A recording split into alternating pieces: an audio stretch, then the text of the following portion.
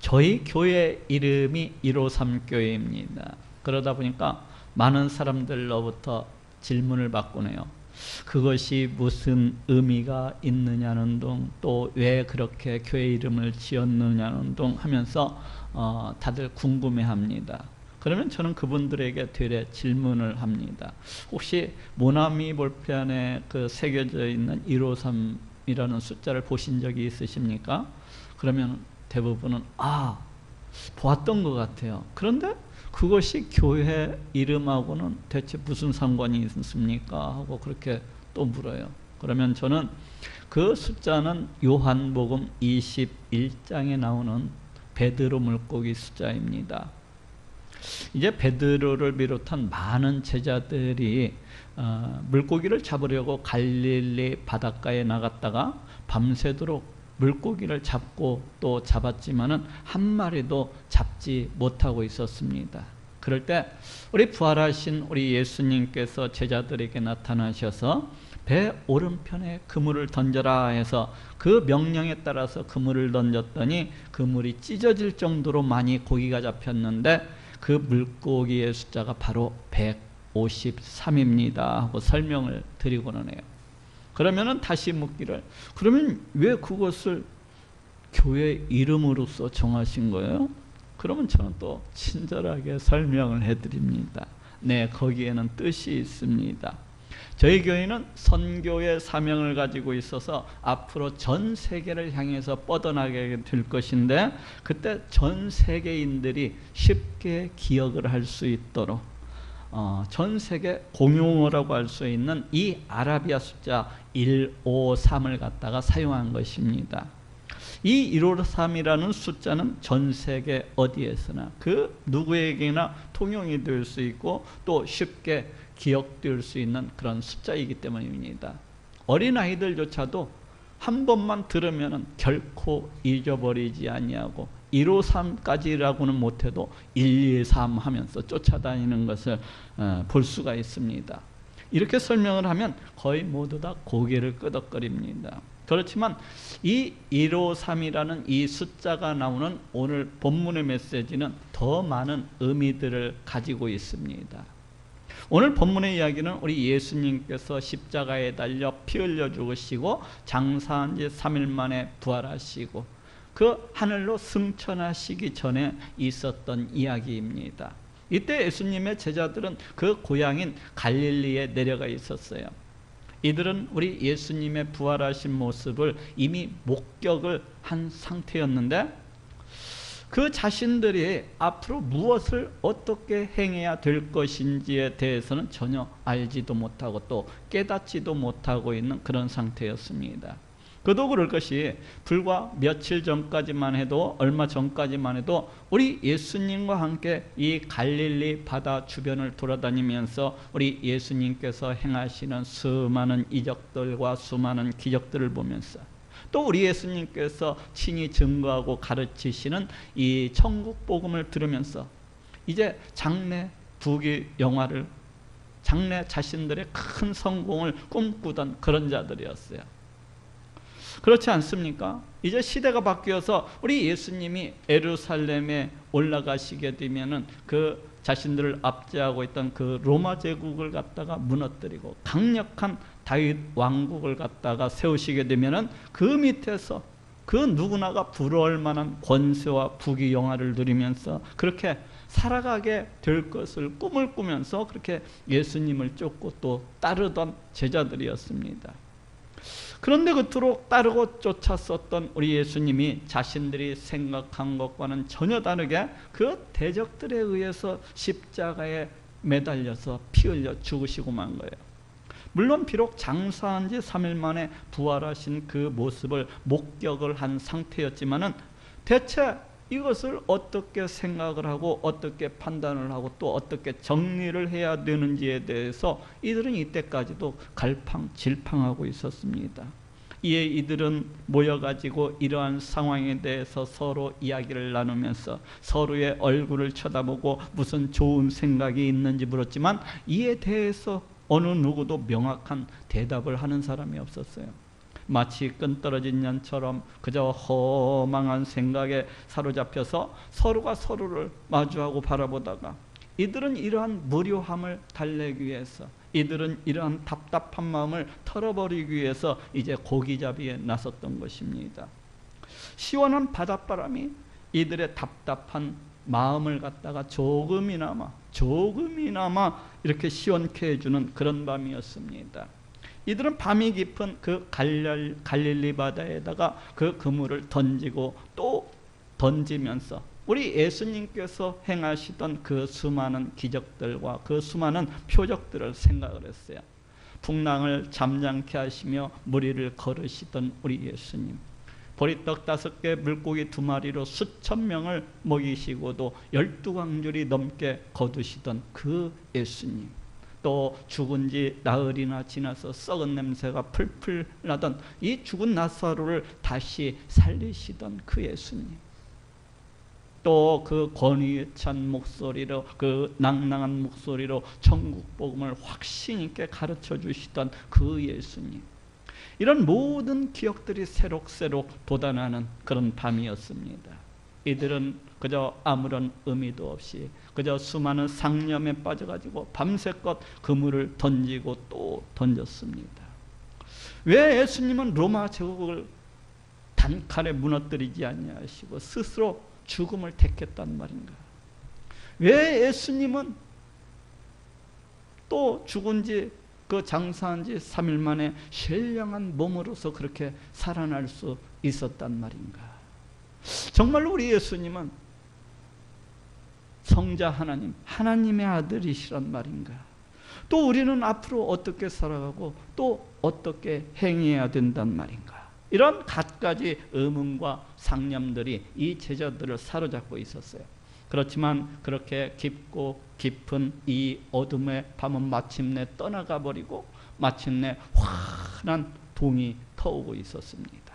갑자기 이러한 제자들 앞에 부활하신 우리 예수님께서 짜잔 하고 나타나신 것입니다. 짜잔 하고 나타나신 거예요. 그러시더니 예수님께서는 그물을 배 오른편에 던지라, 그리하면 얻으리라 하고 말씀을 하셨습니다. 배 오른편에 던지라, 그리하면 얻으리라. 어떻게 되었습니까? 이에 던졌더니 고기가 많아서 그물을 들 수 없게 되었다고 말씀을 하고 있습니다. 오늘 본문 요한복음 21장 11절에도 시몬 베드로가 올라가서 그물을 육지에 끌어올리니 가득히 찬 큰 고기가 153마리라. 이같이 많으라 그물이 찢어지지 아니하였더라 하고 말씀을 하고 있습니다. 그물을 육지에 끌어올리니 가득히 찬 큰 고기가 153마리라. 이 이야기는 대체 우리들에게 무엇을 말씀을 하고 있는 것입니까? 이 이야기는 대체 우리들에게 어떤 의미를 던져주고 있는 것입니까? 오늘은 이에 대해서 알아보고 또 은혜를 나누고자 합니다. 먼저 이 이야기는 우리 예수님께서 이 땅 가운데 오신 메시아, 성자 하나님이시라는 것을 선포를 하고 있습니다. 하나님의 아들이 되신다는 것을 스스로 선포하고 계십니다. 가득히 찬 큰 고기가 153마리라. 여기에서 153이라는 숫자는 17번째 정삼각수입니다. 오늘 진짜 머리 많이 뜨거워지실 거예요. 정삼각수가 무엇인가 하면은 정삼각형을 만드는 숫자를 말합니다. 예를 들면은 1, 2, 3 이렇게 써졌을 때 이 3이 정삼각형 그 숫자를 만드는 그 정삼각수가 됩니다. 또 그 밑에 4, 5, 6 하면은 또 큰 삼각형이 나오잖아요. 바로 그 정삼각형을 만드는 숫자가 바로 6입니다. 이런 식으로 이 정삼각형 만드는 이 숫자는 3, 6, 10 이렇게 정삼각형을 만드는 그런 숫자를 가리켜서 정삼각수라고 그렇게 부릅니다. 근데 이 153이라는 숫자는 17번째 정삼각수를 만드는 수입니다. 그런데 성경에서 정삼각수는 하나님 또는 하나님께서 행하신 일을 나타내는 것을 볼 수가 있어요. 성부, 성자, 성령 이렇게 삼위를 이루시고 계신 것을 볼 수가 있습니다. 또 창세기 1장 1절에 태초에 하나님이 천지를 창조하시니라, 이 말씀 구절은 그 히브리어 알파벳의 숫자값에 그 숫자값, 모든 숫자값을 갖다가 합산한 것이 정삼각수를 이루고 있어요. 이것이 대체 무슨 말입니까? 머리가 어지럽기 시작합니다. 히브리어는 그 알파벳이 각각 그 고유의 숫자값을 가지고 있어요. 가령 예를 들면은 영어 알파벳으로 치면은 A는 1, B는 2, C는 C, 또는 Q는 10, P는 20 이런 식으로 이렇게 각 알파벳마다 고유의 숫자값을 가지고 있습니다. 그래서 히브리어는 그 알파벳이 그 고유한 숫자값을 가지고 있기 때문에 이 히브리어 단어들도 그 고유한 그 숫자값을 가지게 됩니다. 그래서 태초에 하나님이 천지를 창조하시니라, 이 말씀 구절도 그 각 단어마다 고유한 숫자값을 갖다가 이렇게 가지고 있는 것을 볼 수가 있는데, 이 각 단어들의 이 모든 숫자값을 갖다가 다 합산해 보면은 2701이라는 이 73번째 정삼각수를 이루는 숫자인 것을 알 수가 있어요. 이 창세기 1장 1절의 이 모든 말씀의 이 숫자 값을 갖다가 다 합산해 보면은 2701로 정삼각수를 이루는 그런 숫자라는 것을 알 수가 있습니다. 이는 대체 우리 하나님께서 천지를 창조하셨다는 것을, 하나님께서 이렇게 행하셨다는 것을 그대로 나타내는 그런 표식이라고 할 수가 있습니다. 사인이라고 할 수가 있어요. 이를 두고서 어떤 사람들은 그저 우연히 정삼각수를 갖다가 이루을 수도 있는데 너무 오버하는 것이 아니냐 하고 그렇게 물을 수도 있습니다. 그렇지만 창세기 1장 1절에 사용된 그 알파벳 중에서 창세기 1장 1절에 사용되어 있는 그 알파벳 중에서 어느 하나만 다른 알파벳이 사용되어졌거나 아니면 그 알파벳 중에서 하나가 빠졌거나 이렇게 했다면 결코 정삼각수를 이룰 수가 없습니다. 이것을 생각해 보면은 이 창세기 1장 1절의 이 정삼각수를 갖다가 이루고 있다는 것은 결코 우연이 아니라는 것을 금방 알 수가 있습니다. 결코 우연이 아니라는 것을 알 수가 있습니다. 그래도 어떤 사람들은 우연일 수가 있는 이렇게 생각할 수가 있습니다. 좋습니다. 또 이 창세기 1장 1절에는 다윗의 별도 무수히 들어가 있는 것을 알 수가 있어요. 오늘 진짜 머리 어지럽네요. 웬 다윗의 별이 또 나옵니까? 이 다윗의 별이 무엇입니까? 이 다윗의 별은 다윗의 아들이었던 그 솔로몬이 자신의 문장, 자신의 인장으로서 삼은 그런 표식을 말합니다. 자, 여기 한번 쳐다볼까요? 이게 바로 다윗의 별이에요. 이게 다윗의 별이에요. 이걸 잘 보면은 정삼각형 두 개가 보입니다. 하나는 바로에서 하늘을 바라보고 있고 하나는 거꾸로 해서 땅을 바라보고 있습니다. 그렇죠? 하나는 바로에서 하늘을 바라보고 있고 정삼각, 그리고 하나는 거꾸로 해서 땅을 바라보고 있습니다. 바로 이것이 다윗의 별입니다.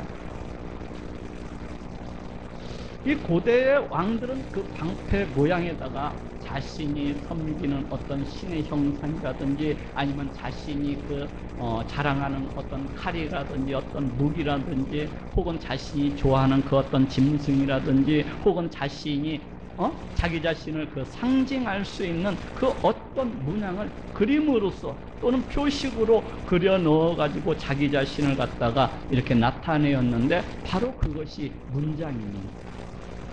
바로 그것이 인장이에요.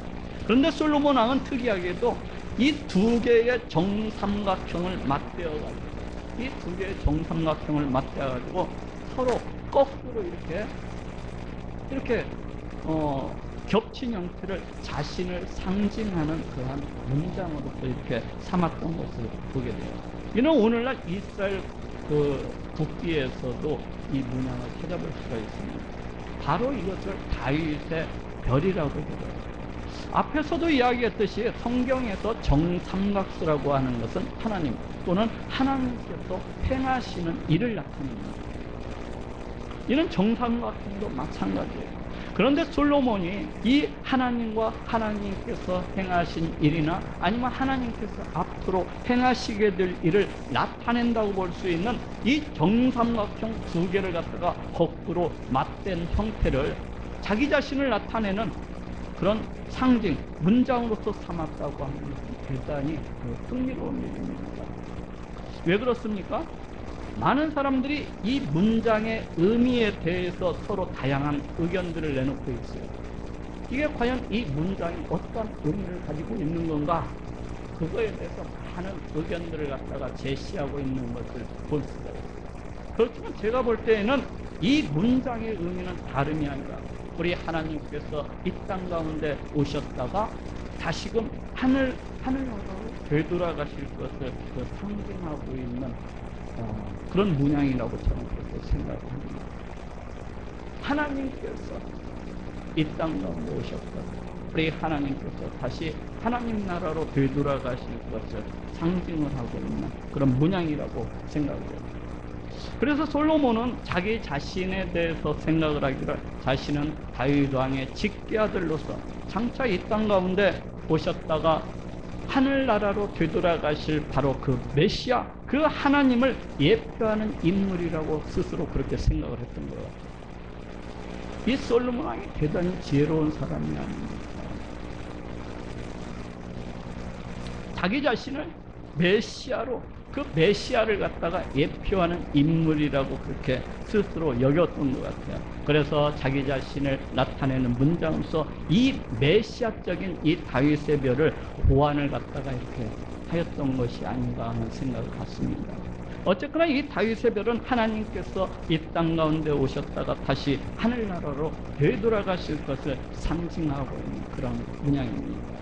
그런데 창세기 1장 1절에는 이러한 다윗의 별이 무수히 많이 이렇게 들어있는 것을 볼 수가 있습니다. 이에 대해서 더 자세히 알고 싶으신 분들은 나중에 김명영 교수라는 분이 있는데 이 김명영 교수의 창세기 1장 1절 동영상 강의를 참고하시면 됩니다. 곧 하나님께서는 이 창세기 1장 1절의 태초에 하나님이 천지를 창조하시니라, 이 말씀 구절 속에서 장차 하나님께서 이 땅 가운데 오실 것을, 또 오셨다가 다시 하늘나라로 되돌아가실 것을 수없이 말씀하시고 또 말씀하시고 또 말씀을 하시고 있는 거예요. 창세기 1장 1절에서 그걸 갖다가 감춰 놓으신 것입니다. 자, 이제 오늘 본문으로 돌아옵시다. 예수님께서는 그 제자들에게 배 오른편에 그물을 던지라고 명하셨고, 그 제자들이 그 말씀에 순종해서 그물을 던졌을 때 153마리라는 물고기가 잡혔습니다.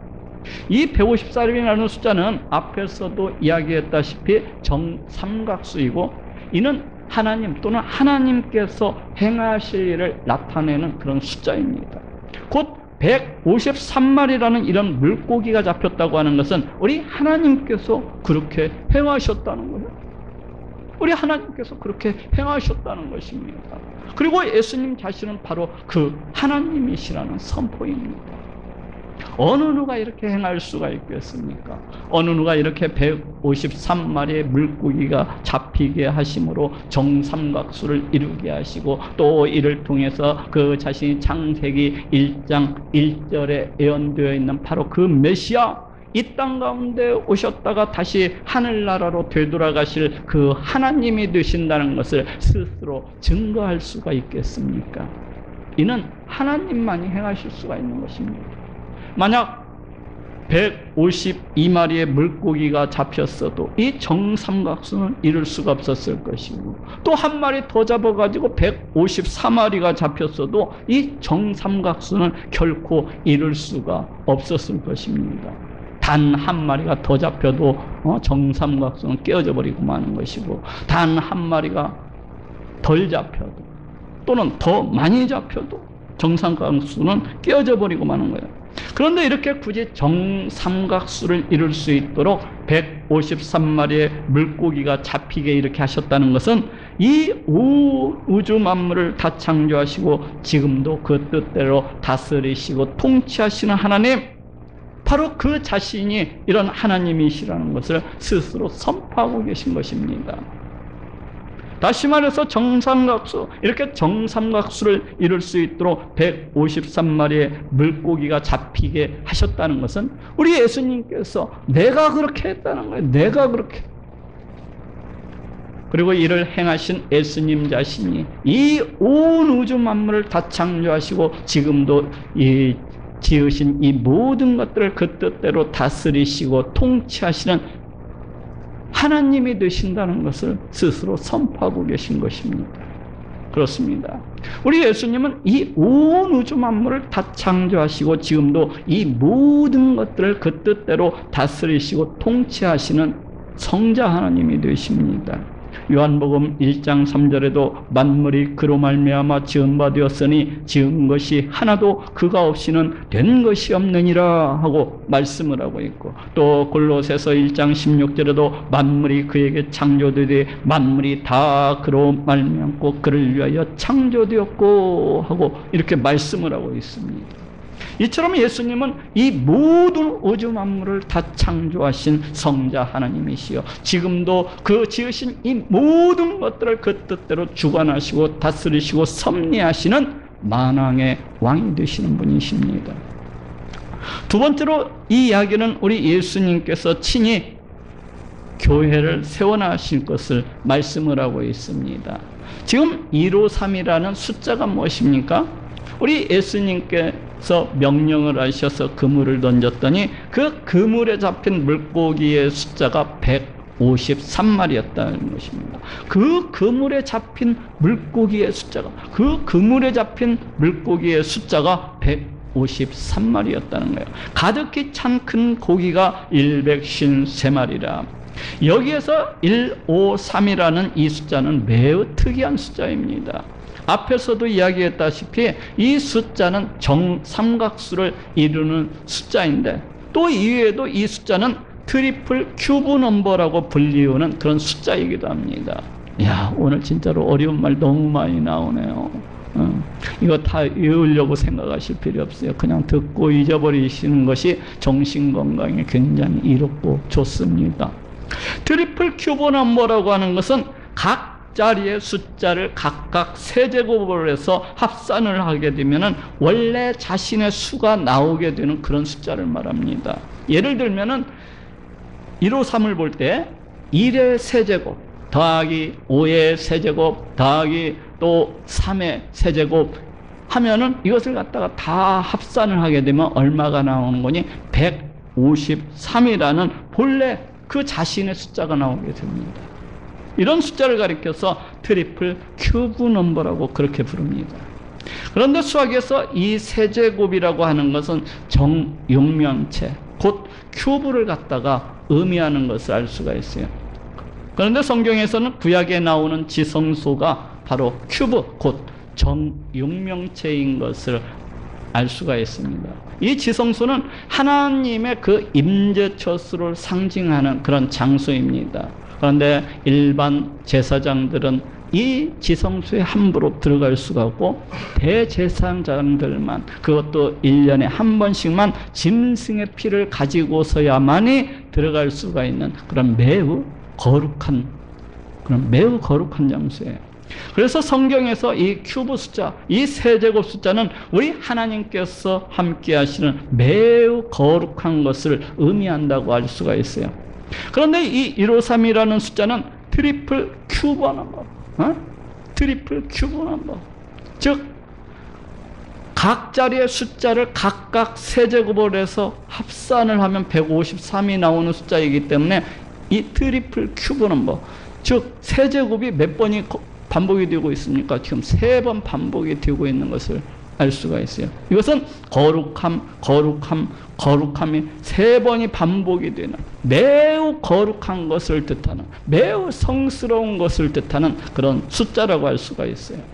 그런데 또 재미있는 것은 공교롭게도 그 우연히도 이 히브리어의 하나님의 아들에 해당하는 이 각 알파벳의 숫자 값의 합산인 이 153인 것을 보게 됩니다. 하나님의 아들 이 숫자 값의 합산이 바로 153인 것을 볼 수가 있어요. 위에서 이야기한 이 2가지 사실을 서로 결합을 해보건대 이 153이라는 숫자는 우리 하나님께서 함께 하시는 그 거룩하고 또 거룩한, 지극히 거룩한 우리 하나님의 백성, 우리 하나님의 아들들을 이렇게 뜻하고 있다는 것을 알 수가 있습니다. 이 153이라는 숫자는 우리 하나님께서 함께 하시는 거룩하고도 또 거룩한, 지극히 거룩한 우리 하나님의 백성, 우리 하나님의 자녀들을 갖다가 의미하고 있다는 것을 알 수가 있어요. 또 하나 더 흥미로운 것은 초대 기독교 시대에 그 기독교인들은 자기 자신을 나타내는 문양으로서 물고기 문양을 갖다가 사용을 했습니다. 이 초대 기독교 시대에 핍박과 박해 앞에서 또 생명의 위협 앞에서 그들은 자기 자신을 은밀히 드러내고 나타내는 그런 표징으로서, 또 서로를 알아보는 그런 표식으로서 이 물고기 모양을 사용했던 것을 알 수가 있어요. 왜 그랬던 것일까요? 가득히 찬 고기가 153마리라. 여기에서 물고기는 헬라어로서 익디스입니다. 그런데 공교롭게도, 그런데 우연하게도 이 예수님을 따르는 자들의 신앙 고백이라고 할 수 있는 예수 그리스도 하나님의 아들 구원자, 무엇이라고요? 예수 그리스도 하나님의 아들 구원자, 예수 그리스도 하나님의 아들 구원자. 바로 이 문구의 각 단어들의 그 첫 머리 글자를 떼어놔가지고 하나로서 모으게 되면은 무슨 단어가 되는 거니? 바로 물고기라는 그 헬라어 이 익디스라는 이런 단어가 만들어지게 돼. 그래서 아마도 당시에 이 초대교인들은 자기 자신을 드러내고 또 나타내는 표식으로서 이 물고기 문양을 갖다가 사용했던 것이 아닌가 하는 생각이 있어요. 이런 모든 사실들을 종합해 보았을 때에 우리 예수님의 명령에 의해서 그 그물에 붙잡혀 있던 그 153마리의 이 물고기들은 장차 복음을 듣고서 하나님께로 돌아오게 될, 하나님께서 함께 하시는 그 거룩하고 거룩한 우리 하나님의 백성, 우리 하나님의 자녀들을 가리키고 있는 것이 분명합니다. 이 153마리의 물고기들은 아마도 우리 주 예수 그리스도 보혈의 공로를 통하여서 죄 용서함을 받고 우리 하나님 나라에 들어가게 될 그 거룩하고 거룩한, 매우 거룩한 그 하나님의 백성들, 하나님의 자녀들을 상징하고 있다고 할 수가 있습니다. 그렇다면 이 물고기들을 과연 누가 붙잡았습니까? 누가 잡았습니까? 그물을 배 오른편에 던지라 하는 이 예수님의 명령으로 그 제자들이 잡았어요. 곧 예수님께서는 이와 같은 방식으로 그 제자들을 통하여서, 그 말씀에 순종하는 자들을 통하여서 예수 그리스도 하나님의 아들 구원자라고 그렇게 고백을 하는 우리 하나님의 자녀들을, 우리 하나님의 백성들을 부르시고 세워나가실 것을 말씀을 하고 있습니다. 다시 말해서 예수님께서는 그 자신이 직접 그 제자들을 통하여, 그 말씀에 순종하는 자들을 통하여서 하나님 나라로 들어오게 될 거룩하고 거룩한 이 하나님의 백성, 하나님의 자녀들을 세워나가실 것을 말씀을 하고 있는 것입니다. 다시 말하면 하나님께서 친히 그 제자들을 통해서, 친히 그 말씀에 순종하는 그런 자들을 통하여서 몸된 교회를 세워나가실 것을 말씀을 하고 있어요. 그 후에 어떻게 됐습니까? 우리 예수님께서는 친히 그 제자들을 통하여서, 그 말씀에 순종하는 자들을 통하여서 지금도 교회를 세워나가시고 계신 것을 볼 수가 있어요. 이 물고기를 잡는 그 모양 그대로, 이 그림의 모습대로 우리 예수님께서 그 제자들을 통하여서, 그 말씀에 순종하는 자들을 통하여서 지금도 교회를 세워나가시고 또 세워나가시는 것을 볼 수가 있어요. 오순절마가 다락방에 성령이 임하게 하시고, 그를 통하여서 베드로를 통하여서 그 모인 자들에게 복음이 전파되게 하시는 것을 볼 수가 있고, 또 성전 미문에 앉아있던 안전뱅이를 일으키심으로 그것을 통하여서 또 복음이 전파되게 하시는 것을 이렇게 볼 수가 있고, 또 빌립 집사를 통하여서 광야 가운데 보내시더니 그 에디오피아 여왕 간다게의 국구를 맡은 내시에게 복음을 전하게 하시는 것을 볼 수가 있고, 또 고넬료에게 천사를 보내셔서 베드로를 청하게 해서 복음을 듣게 하시는 것을 볼 수가 있고, 또 마케도냐인의 환상을 바울에게 보여주셔서 그 바울로 하여금 마케도냐 지방에 가서 복음을 전파하게 하시는 것을 볼 수가 있고, 또 이외에도 얼마든지 우리 예수님께서 그 따르는 자들을 통하여서, 그 말씀에 순종하는 자들을 통하여서 하나님의 제자들을 갖다가, 하나님의 백성들을 갖다가 부르시고 또 세우시고 계신 것을 볼 수가 있습니다. 지난 기독교 2000년 역사 동안에도, 또 지금 이 순간에도 우리 예수님께서는 그 제자들을 통하여서, 그 말씀에 순종하는 자들을 통하여서 그 거룩하고도 거룩한, 그 지극히 거룩한 우리 하나님의 교회를 세우시고 또 세우시고 계신 것을 볼 수가 있어요. 우리 일삼교회 가운데에서도 얼마든지 우리 예수님께서 놀랍도록 행하시고 역사하고 계신 것을 볼 수가 있습니다. 여기에 앉아 계신 한 사람 한 사람 한 사람 모두 다 이렇게 다 불러주시고 또 그 믿음들을 갖다가 세워나가시는 것을 볼 수가 있고, 또 일삼교회 모든 것들을 갖다가 우리 예수님께서 하나 세밀하게 이렇게 주관하시고 또 관여해 나가시는 것을 볼 수가 있고, 또 우리 일삼교회 이 모든 것들을 굳게 하시고 세워나가시는 것을 볼 수가 있습니다. 그렇지 않습니까? 우리 예수님께서 우리 일삼교회를 갖다가 주관하시고 관여하시고 세세히 낱낱이 세밀하게 이렇게 교회를 세워나가시는 것을 볼 수가 있어요. 누가요? 우리 예수님께서. 우리 예수님께서 우리 일삼교회 가운데 함께 하시고 친히 그 교회를 세워나가시는 것을 얼마든지 볼 수가 있습니다. 자, 이런 우리 예수님께 다 같이 한번 박수로서 영광을 돌려봅시다. 마지막으로 이 이야기는 사람을 낚는 어부가 되라는 우리 예수님의 명령입니다.